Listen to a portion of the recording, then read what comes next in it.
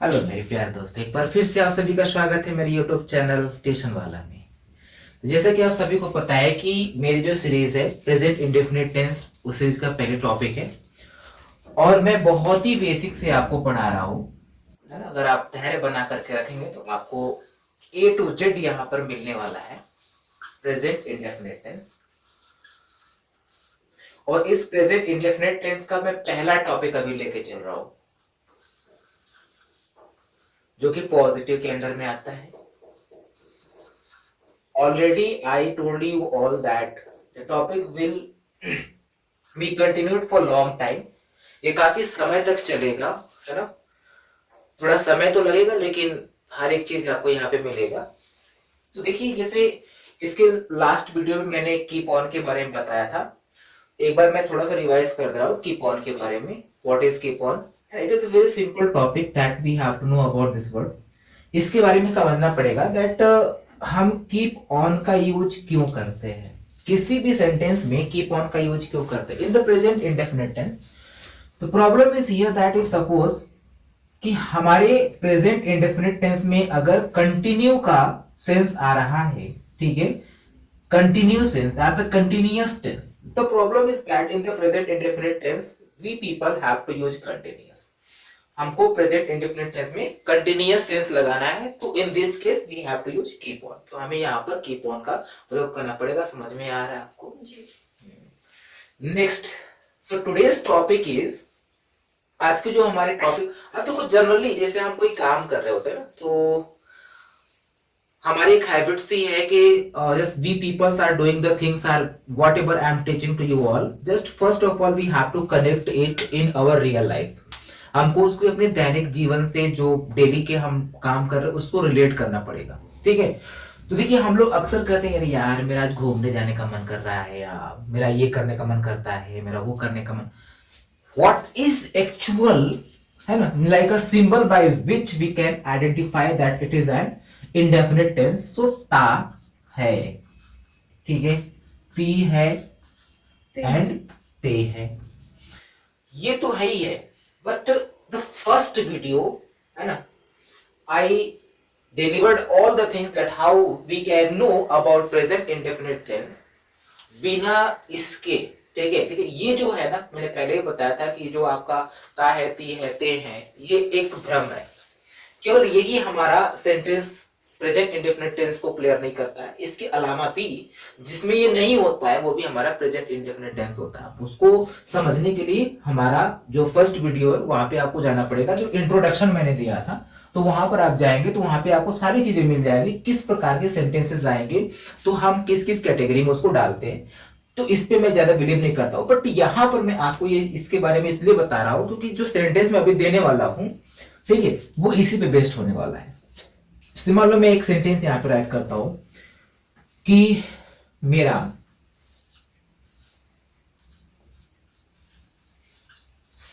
रसगुल्ला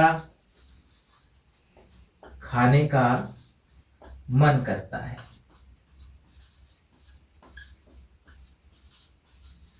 अब इस सेंटेंस के लास्ट में देखिए, है ना, मैंने एक चीज और भी आपको बताया था कि अगर आपको सेंटेंस को पहचानना नहीं आता है, that it is impossible to translate from Hindi to English.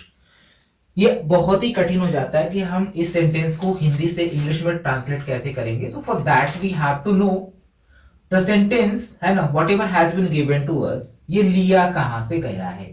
तो पहले आप पीछे से चलना शुरू करिए। लास्ट में देखिए क्या लिखा हुआ है, लास्ट में लिखा हुआ है। अब ये जो मैंने लिखा हुआ है, ता है, ती है, ते है, तो ये जो है और है, जो भी ये है, ये क्या है, ये प्रेजेंट की पहचान होती है।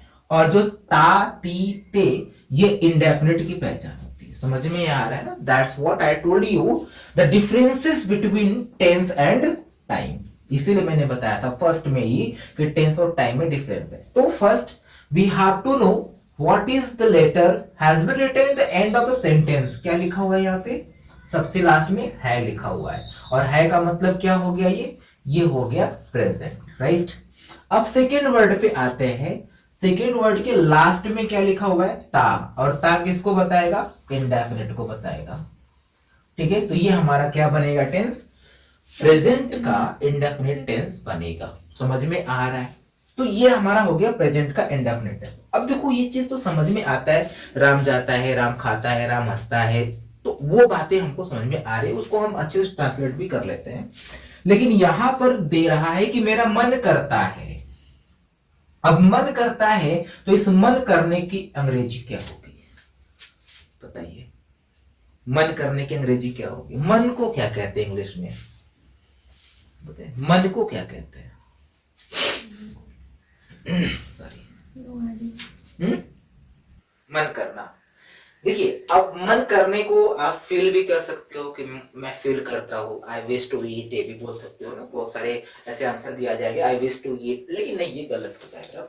देखिए, अब यही हमारी आज की टॉपिक है ना? इसके बाद मैं और भी टॉपिक लेकर के आऊंगा आपके लिए। मन करना, ये अब जनरल लाइफ में हम लोग नहीं बोलते अरे यार मेरा आज पढ़ने का मन नहीं करता है, या मेरा इस समय पढ़ने का मन नहीं करता है, या मैं इस समय पे पढ़ाई करता हूं। समझ में आ रहा है ना? तो ये चीजें क्या है? मन को कराना, और for that we have to use, है ना? इसके लिए एक टॉपिक आती है feel like, right? This is the topic. और फील लाइक का मतलब होता है मन करना या मन करता है, ठीक? फील लाइक का मतलब होता है मन करता है। समझ में आ रहा है? I also told you that what it would be the structure to translate this Hindi to English. इसका structure क्या बनेगा? First of all, we have to use subject, then feel, or in this feel we have to use s. Okay, s. I may not write es because feel में es add नहीं हो सकता है ना? That's what I have written s only. So subject plus feel s plus like plus verb, है ना? And now this verb should be used as a form of ing, right? Verb should be used as a form of ing and plus object. So it would be the structure to create from Hindi to English. इसी के ऊपर आपको इसको रख देना है। किसको? ये जो मैंने हिंदी में राइट किया हुआ है, ये हिंदी का सेंटेंस जो है ना, प्रॉपरली आप इसके ऊपर रखते हुए चले जाइए, ये हिंदी से इंग्लिश में कन्वर्ट हो जाएगा। समझ में आ रहा है? एक डाउट है। क्या? फील में एस क्यों गया था?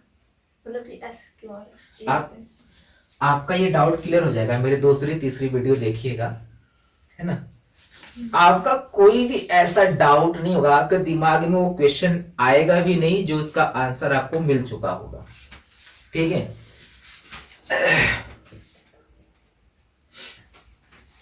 हर चीज का जवाब यहाँ पे मिल रहा है ना? तो यहाँ पर आप एस और एस अभी इसके बाद भी बता देंगे क्यों ऐसा नहीं हो रहा है। तो यहाँ पे इसमें हम एस ऐड करेंगे, ईएस ऐड नहीं करेंगे। आइए देखते हैं अब इसको हम ट्रांसलेट कैसे करेंगे। One more things you have to remember always. क्या? अब यहां पर लाइक है, जैसे कि आपको पता है, सबको पता है ना, everybody knows about it. In the present indefinite tense we do not have to use what? ING with a verb. Clear? In the present indefinite tense we have to use what? Verb in the first form, or we have to use S or E S in the end of the verb. ये हमारा present indefinite tense कहता है। This two way जो हमारी क्रिया होती है, क्रिया में आपको एस आर ई एस लगाना है, और एक क्रिया होती है without S or E S. दो ही तो वर्ब होते हैं, ठीक है? एक में आपको एस और एस लगाना है, एक में आपको एस और एस नहीं लगाना। In which condition? If our subject has been given in the singular form, अगर हमारा सब्जेक्ट सिंगुलर फॉर्म में दिया हुआ है, that we have to use SRES in the end of the verb if our subject has been given in the plural form. ठीक है? In the plural form, in this case, we will not have to use S and ES in this verb. इसमें हमको S और ES नहीं लगाना पड़ेगा, लगाना नहीं चाहिए, ठीक है? ये हमारा रूल भी नहीं है कि हम लगाएं। तो यहां पर देखो, अब यहां पर क्या प्रॉब्लम आ रही है? Because I told you in this present indefinite tense we have to use verb plus ing. यहां पे मैं लगा रखा हूं verb plus ing। क्या ये गलत है? नो, ये गलत नहीं हो सकता, ठीक है? तो ऐसा क्यों है? देखिए, अब यहां पर समझना है, यहां से अगर मैं राइट कर देता हूं कुछ और, जैसे इस सेंटेंस को मैं राइट करता हूं, यही एरर डिटेक्शन में आ जाता है ना। जैसे इंग्लिश में मैं ऐसे इसको राइट कर, पहले इसको बनाओ फिर इसको आप समझाते हैं। यहां पे क्या लिखा हुआ है, मन करता है। One more things I taught you all, means always the main verb will be given, है ना, इन the end of the sentence. जो हमारा जो सेंटेंस होगा सबसे लास्ट में उसका क्या मिलेगा आपको, वर्ब मिलेगा। तो इसमें मन करना क्या हो गया, इसका वर्ब हो गया, ठीक है। ये खाना क्या हो गया, इट इज ऑल्सो वर्ब, समझ में आ रहा है। अब ये रसगुल्ला क्या है, दिस इज एन ऑब्जेक्ट, और खाने वाला क्या हो गया आपका, सब्जेक्ट हो गया, ठीक है। Is there any problem to understand this. क्योंकि यहां पर दो चीजें हैं, एक ये वर्ब हो गया और एक ये वर्ब हो गया। So I taught you if two verbs has been given in same sentence, so the verb which has given in the end of the sentence will be main verb. जो verb sentence के last में होता है वो हमारा main verb होता है, और जो वर्ब सेंटेंस के बीच में होता है that should be used in the form of infinitive. Infinitive, that means non verb. It is not a verb. Infinitive क्या होता है, ये verb नहीं होता, ठीक है। इसके बारे में चर्चा करेंगे जब हम पार्ट्स ऑफ स्पीच पढ़ाएंगे तब, अभी यहां पर नहीं। तो आइए इसको थोड़ा ट्रांसलेट करते हैं। अब देखो, सबसे पहले आपको सब्जेक्ट लगाना है, फिर यहां पर क्या लगा हुआ है, ऑब्जेक्ट लगा हुआ है, फिर यहां पर क्या है, वर्ब लगा हुआ, फिर क्या है, फिर एक वर्ब लगा हुआ है। और हमारा स्ट्रक्चर क्या कहता है, पहले सब्जेक्ट लगाओ, फिर ये लगाओ, फिर वर्ब लगाओ, फिर ऑब्जेक्ट लगाओ। लेकिन ये ऑब्जेक्ट तो पहले ही दे रखा है, तो that what we have to do, we have to use this object after this verb, इस वर्ब के बाद में लगाना है। समझ में आ रहा है क्या। बट आपको इतना भी पता होना चाहिए कि इस verb is there, that means subject plus verb plus object, ये होना चाहिए। हमारे पास दो वर्ब है, एक ये, इसका मतलब ये कि हमारा ये जो ऑब्जेक्ट है ना, इन दोनों के बाद में लगेगा, ठीक। और ये क्या है, ये क्या है, as I told you that this is not a verb, it is a noun. ये क्या है, नाउन है।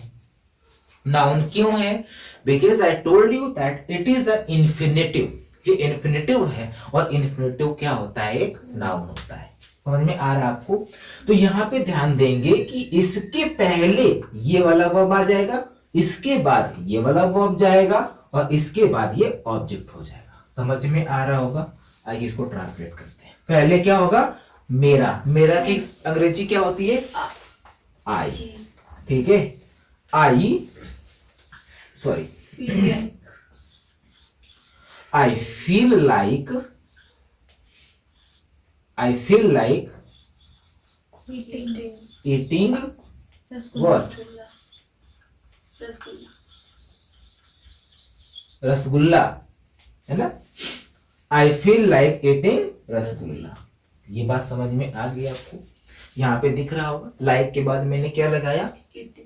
अब इस पूरे इंग्लिश लैंग्वेज में जो ये वर्ड मैंने यूज किया हुआ है, ध्यान रखिएगा कहीं पर भी ये वर्ड अगर आता है तो after that we have to use infinitive, after that we have to use verb plus ing, और we can say this is an gerund, ठीक है, दिस इज अ जेरेंट। ये क्या हो गया आपका, एक जेरेंट हो गया। तो आई फील लाइक ईटिंग रसगुल्ला। समझ में आ रहा है आपको। किसी को कोई डाउट, डाउट है तो आप पूछ सकते हैं। शुड आई इरेज, मिटा दूं, ओके। अब कुछ सेंटेंसेस में आपको देता हूं, बनाइए।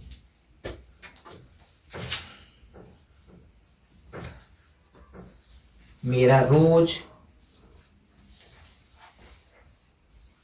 सुबह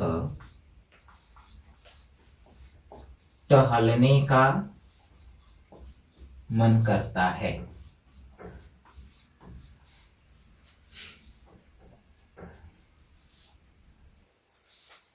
उसका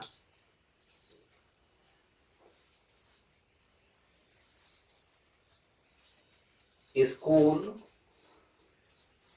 जाने का मन करता है।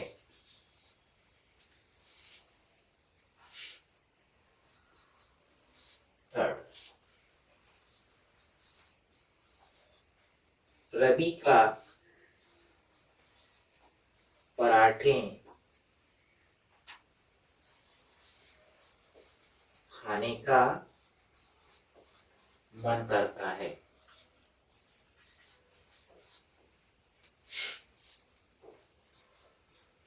एक और देते हैं, बनाइए।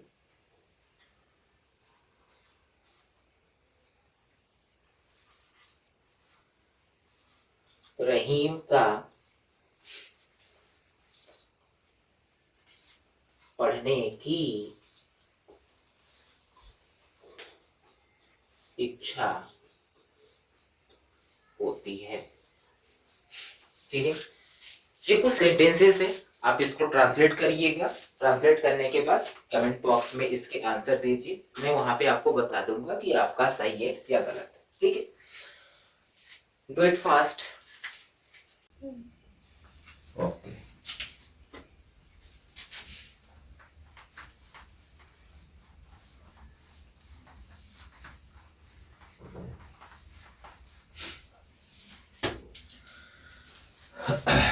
next, he is always going to school. He is always going to school. This is the first sentence. Second is he is going to, always में एस मिसिंग। he is going to school every day. Okay, you people just find and tell me that what is mistake in this sentence. इसमें गलती कहाँ पे, बताइए जरा। क्या ये सेंटेंस सही है, ये सेंटेंस गलत है? It's error detection. Suppose that the sentence has been given in the exam. अगर एग्जाम में आ गया और उसने पूछ लिया कि बताओ इसके किस पार्ट में गलत है ना, part number A and this is part number B, okay, this is part number C and this is part number D. अब किस पार्ट में मिस्टेक है? ठीक है, इस तरीके से इसको पार्ट करके एसएससी बैंकिंग में भी ये पूछता रहता है। तो आप बताइए कि इसके किस पार्ट में गलत, या फिर क्या ये सेंटेंस सही है? He is always going to school, is this correct? Yes,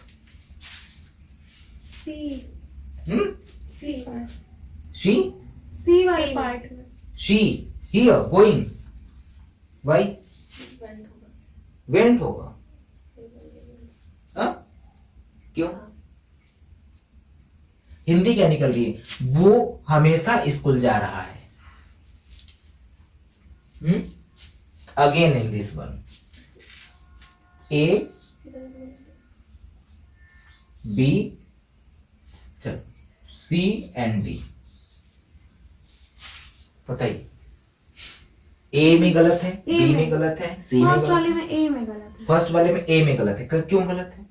शायद से इज नहीं होगा। इज नहीं होगा, ओके, इज नहीं होगा। चलिए ए आपका हो गया, इसमें बताइए। No, just remember where is the mistake. You peoples are not focusing what I taught you, है ना, मैंने जो पढ़ाया आप उसके ऊपर ध्यान नहीं दे रहे हो।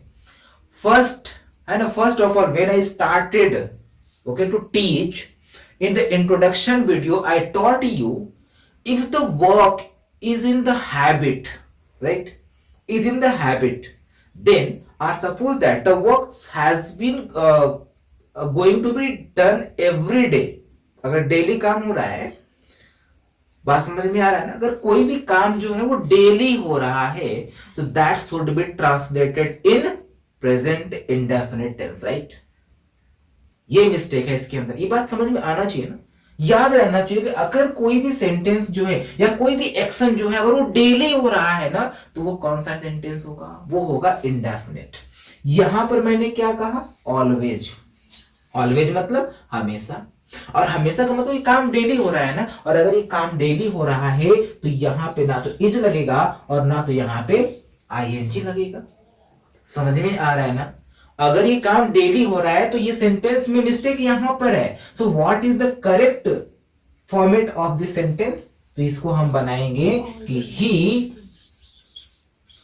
Always goes to school. Okay, this is the right sentence. In this also, you know, every day it is the symbol of habitual sentence, right? ये habitual sentence है कि he is going to school every day। तो यहां पर क्या होगा? Mistake यहां पर है, यहां पर बनेगा he goes to school every day। बात समझ में आ रही है ना? कोई डाउट? चलिए जल्दी कॉपी करिए। This is wrong, this is right, this is wrong and this is right. Copy it.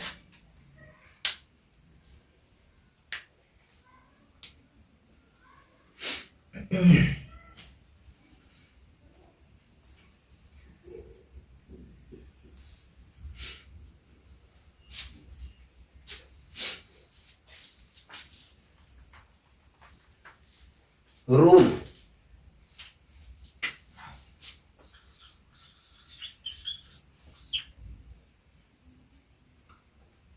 With me just you peoples also start writing. यदि किसी वाक्य में, यदि किसी वाक्य में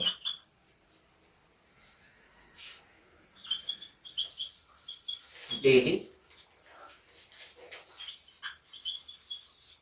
every day, always, comma, should I erase this one?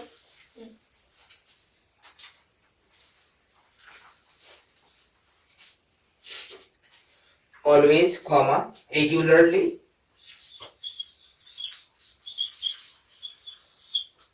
comma, once a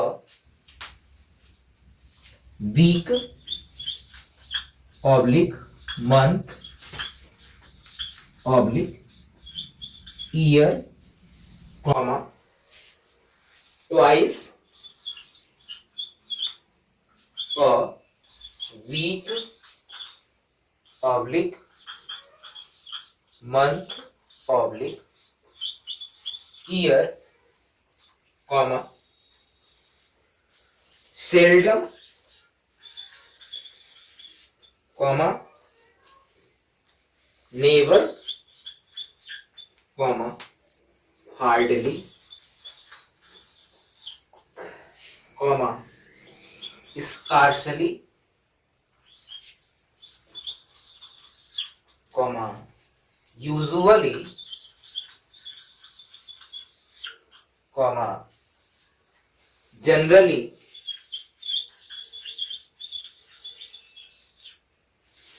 comma, sometime, comma, often, इत्यादि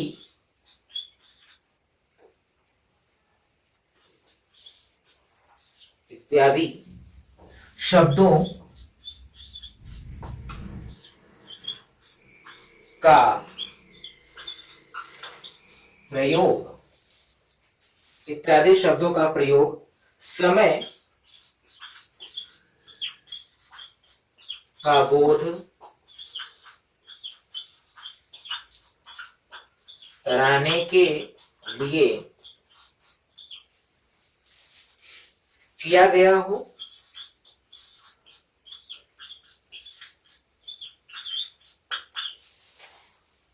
तब उस वाक्य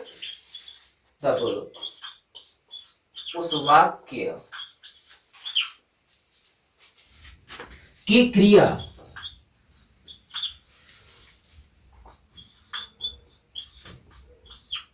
उस वाक्य की क्रिया प्रेजेंट इंडेफिनिट टेंस में होती है। ठीक है, बात समझ में आ गई। ये आप याद रख लीजिए। यहां पे मैंने लिखा हुआ है कि अगर किसी वाक्य में क्या आ जाए, डेली आ जाए, एवरीडे आ जाए, ऑलवेज आ जाए, रेगुलरली आ जाए, वंस अब यहां पे है वंस, वंस अ वीक। आप वंस अभी के साथ लगाइए, once a week, once a month, once a year, है ना। ईयर में एक बार, ईयर में, मंथ में एक बार, वीक में एक बार, twice a week, twice a month, twice a year अगर आता है। Seldom, seldom that means seldom can be used as alone. Never, hardly, scarcely, usually, generally, sometime, often अगर ये वर्ड आते हैं किसी भी सेंटेंस में दिए गए हो, दैट शुड बी यूज्ड, है ना। इसका जो प्रयोग होगा वो होगा प्रेजेंट के इंडेफिनिट टेंस में। मतलब इसमें जब क्रिया, देखिए ये जो टाइम को दिखाने वाले सारे वर्ड्स हैं, टाइम को शो करते हैं कब काम हो रहा है, ठीक है। और टाइम को शो करने वाले ये शब्द किसी सेंटेंस में आते हैं तो वहां पर जो आपका क्या, जो सॉरी कहाँ गया ये, हाँ ये जो क्रिया है वो किसमें यूज होगी, प्रेजेंट के इंडेफिनिट टेंस। अभी मैंने सेंटेंस दिया था इसके पहले, ठीक है, सबको समझ में आ गया। ठीक है, एवरीबॉडी हैज एनी डाउट? इधर किसी को डाउट है? If you have doubt then you may comment me. चलिए नेक्स्ट टॉपिक। इसको बताने से पहले मैं आपसे एक सेंटेंस पूछना चाहूंगा, अगले टॉपिक पढ़ाने से पहले। ठीक है, मैं आपसे एक सेंटेंस देता हूं पहले। राम कल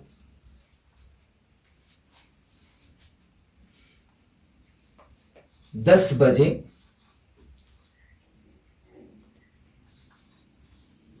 घूमने जाएगा। पहले तो ये बताओ सेंटेंस किसका है, मैं गलत तो नहीं लिख दिया ना प्रेजेंट इंडेफिनिट टेंस में? मैंने गलत तो नहीं लिख दिया प्रेजेंट इंडेफिनिट टेंस में, गलती से फ्यूचर ला दिया मैंने। बोलिए। नेक्स्ट और लिख देते हैं, एक और सेंटेंस लिखते हैं, उसके बाद फिर आप समझिए। प्रधानमंत्री, दिसंबर चल रहा है तो जनवरी में अमेरिका जाएंगे। प्रधानमंत्री जनवरी में अमेरिका जाएंगे, है ना। चलो बताइए, ये सेंटेंस बाय मिस्टेक आया है या मैं जानबूझ के गलती कर रहा हूं? दोनों में से कुछ। तो फिर सही सही है, ट्रांसलेट करिए, फिर ट्रांसलेट करिए। यहां पे देखिए, it is just I what I have written to identify the sentence. इसको समझो, यहाँ पे क्या लिखा हुआ है, ता है, ती है, ते हैं। अगर ये आता है तो यही इंडेफिनिट होता। मैंने पहले ही बोला था ना कि अगर आपको लगता है कि यही केवल प्रेजेंट इंडेफिनिट टेंस है तो आपके साथ बहुत बड़ा धोखा होने वाला है। ठीक है, मैंने यहां पर क्या यूज कर दिया है, गा, गे, समझ में आया। फिर भी ये हमारा क्या है, ये हमारा प्रेजेंट इंडेफिनिट टेंस ही है। ठीक है, हम बता सकते हैं कि क्यों। हाँ क्यों, बताइए। क्योंकि वो कल जाएगा लेकिन डिसाइड आज ही हो गया है। That's good. मीन्स यहां पर क्या है कि अगर भविष्य के किसी एक्शन का डिसीजन आज होता है तो वो फिर भविष्य नहीं रह जाता है। आपके साथ अभी अगले सेकंड में क्या होने वाला है, हु नोज अबाउट इट। अभी मैं आपको पढ़ा रहा हूं, मेरे साथ क्या होने वाला है, आई डोंट नो ना। Next moment what it would be happen with me, क्या होगा मुझे पता ही नहीं है। So if the date has been decided, if the time has been decided that कि अगर उसका डिसीजन कर लिए हो तो फिर फ्यूचर रहा ही कहां। एक और सेंटेंस देता हूं सेम ऐसे ही, ठीक है। Kashi express platform platform number 1 पर आएगी। समझ में आया? आएगी। एक मैं थोड़ा और सेंटेंस देता हूं जो आपसे संबंधित होगा, है ना। मैं अपना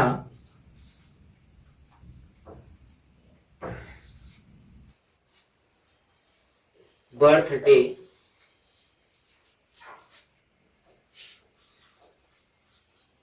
अगले महीने मनाऊंगा। आप देख रहे हो सब में गाया आ रहा है ना। There is not a single sentence where ता है, ती है, ते है has been given. It is a different things. मैं अपना तो यहां पर तो मैंने बता दिया। क्या बताया आपको कि अगर फ्यूचर की किसी घटना को अगर हम प्रेजेंट में फिक्स करते हैं, that should be translated under the rule of present indefinite tense. अगर कोई भविष्य की घटना होगी, डाउट हो रहा है क्या आपको? है ना। देखिए फ्यूचर कब होता है? जब यहाँ पे समय नहीं लिखा जाता। समझ में आया? अगर मैं ये कह दूं ना कि मैं घूमने जाऊंगा, मैं कल जाऊंगा, कल कब जाऊंगा ये नहीं पता है। यहाँ पे मैंने कल के साथ क्या लिखा है? 10 बजे। तो वो जो जनवरी लिखा हुआ है, हाँ, तो फिर ये वहाँ जनवरी लिखा हुआ है तो जनवरी महीने में या जनवरी साल में एक बार आती है कि बार बार जनवरी आती है। जनवरी में ही जाएंगे, कब जाएंगे, किस डेट को जाएंगे, ये इसकी बात नहीं है, लेकिन मंथ डिक्लेयर हो गया है। समझ में आया? मैं कल जाऊंगा, परसों जाऊंगा, तो ये डिक्लेयर नहीं हो पा रहा है ना। लेकिन यहां पर क्या हो रहा है? यहां पर डेट, यहां पर मंथ डिक्लेयर है, यहां पर टाइम डिक्लेयर है। समझ में आ रहा है ना। तो यहां पर सिंपल सी बात होती है कि अगर किसी भविष्य की घटना का निर्धारण आज हो रहा है तो ये सेंटेंस प्रेजेंट में ट्रांसलेट होंगे। और अगर राम कल घूमने जाएगा तो Ram will go, Ram will, है ना, गो तो टू future में हो वैंडर जाएगा। टुमारो। हाँ, तो फ्यूचर में हो जाएगा। वो फ्यूचर में हो जाएगा। ठीक है। अब देखो यहां पर लिखा हुआ है काशी एक्सप्रेस प्लेटफॉर्म नंबर 1 पर आएगी। एक चीज याद रखिएगा, every time I am emphasizing you all that if the action has been given in the form of habit, है ना, अगर वो हैबिट में दिया गया है तो उसको भी हम प्रेजेंट के इंडेफिनिट टेंस में ही बनाते हैं। वेदर गागेगी has been used in the end of the sentence, चाहे भले गागेगी यूज किया गया हो, तातेती नहीं आ रहा हो, लेकिन फिर भी हम उसे किसमें बनाएंगे? इंडेफिनिट टेंस में ही बनाएंगे। देखो अक्सर हम बोल देते हैं ना, अरे यार अभी तो 8 बज रहा है, ट्रेन तो अभी 10 बजे आएगी। अब क्या पहली बार आ रही है क्या? वो डेली आती है ना। और जो काम डेली होता है दैट्स हैबिट, जो काम डेली करता हो तो आदत है। वो ट्रेन डेली आती है प्लेटफॉर्म नंबर 1 पे, तो इसका मतलब कि इस ट्रेन की क्या है? हैबिट है। यहां पे देखिए, मैं अपना बर्थडे अगले महीने मनाऊंगा। क्या पहली बार मनाने जा रहा हूं क्या? या अगले बार आपको नहीं मनाऊंगा, पिछले महीने में नहीं अरे पिछले साल नहीं मनाया था, मनाया था ना। तो इसका मतलब ये कि ये भी हमारी क्या है? बर्थडे सेलिब्रेशन जो होता है वो एवरी मंथ होता है, सॉरी एवरी ईयर होता है ना। अब यहां पर क्या हो रहा है? जैसे एक चीज और भी है कि राम ने रावण को मारा, अभी पास्ट हो गया, मारा आ गया। अभी मैं पास्ट पढ़ाऊंगा तो इसको फिर डिक्लेयर करूंगा ना। मारा, तो मारा का मतलब क्या? राम किल्ड रावण? नो, राम तो हर साल रावण को मारते हैं, है कि नहीं? हर साल राम को जलाया, सॉरी रावण को जलाया जाता है। राम हर साल रावण को जलाते हैं, तो इसको हम नहीं कह सकते ना कि उसने मारा, he killed. No, he kills not killed. समझ में आ रहा है ना?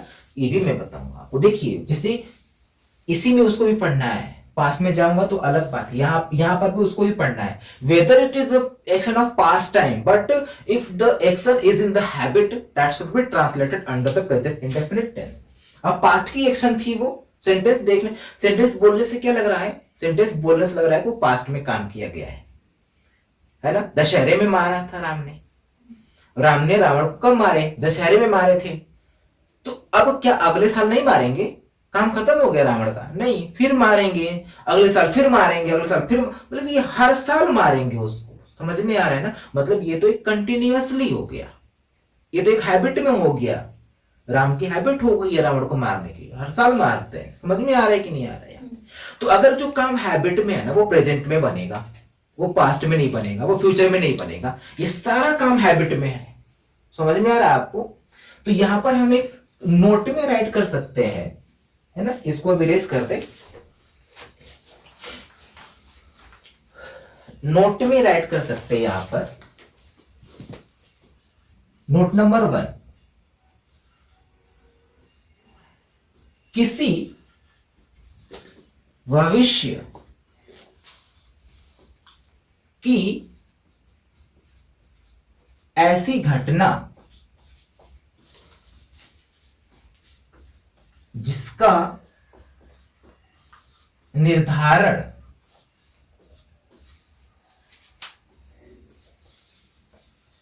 प्रेजेंट में किया गया है, उसका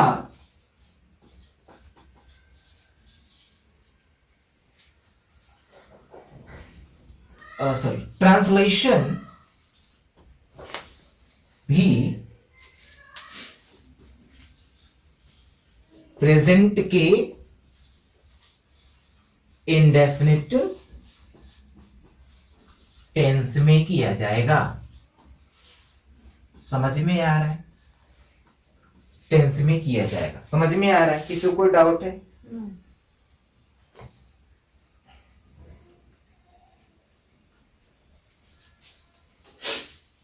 अभी हम राइट कर देंगे इसको हम एक तरह से ऐसे भी लिख सकते हैं,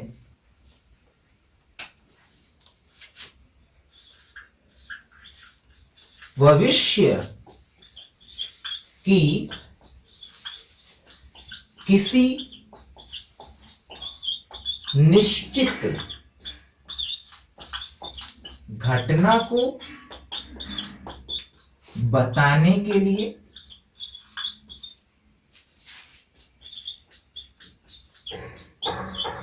प्रेजेंट इंडेफिनिट टेंस का यूज किया जाता है।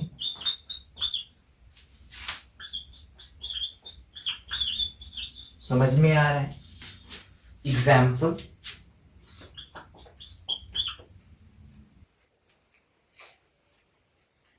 Example, Gaurav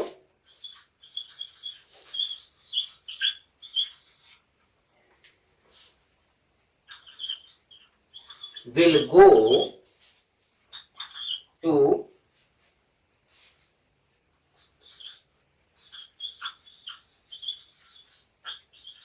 Bhagalpur on 10th Feb। ठीक है, Gaurav will go to Bhagalpur on 10th Feb। अगर इस तरीके से सेंटेंस दिया गया है तो ये तो देखने में सही लग रहा है ना। 10 फरवरी को जाएगा, अभी तो ये दिसंबर चल रहा है, ठीक है। अभी 10 फेब कितना महीने बाद आएगा? जनवरी के बाद आएगा, फरवरी के बाद, है ना। 10 फेब जनवरी के बाद आएगा, तो 2 महीने बाद अभी आएगा। तो यहाँ पे क्या कह रहा है कि Gaurav will go to Bhagalpur on 10th Feb. तो 10th Feb that means the action whatever we are talking about it, कब कब कब घटेगी ये घटना? अभी 2 महीने बाद घटेगी। तो ये तो फ्यूचर हो गया ना, तो देखने तो सही लग रहा है। बट आप सोचो कि इसका निर्धारण क्या हो चुका है? फिक्स हो चुका है। फ्यूचर की घटना फिक्स हो चुकी है। तो अगर ये फ्यूचर की घटना फिक्स हो गई है तो इसके अकॉर्डिंग ये जो सेंटेंस है वो क्या हो गया?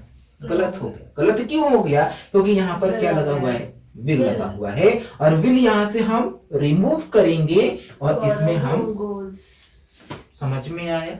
गौरव गोज टू भागलपुर ऑन, ठीक है, कोई डाउट? नेक्स्ट सेंटेंस, एक और एग्जांपल देते हैं आपको। The institute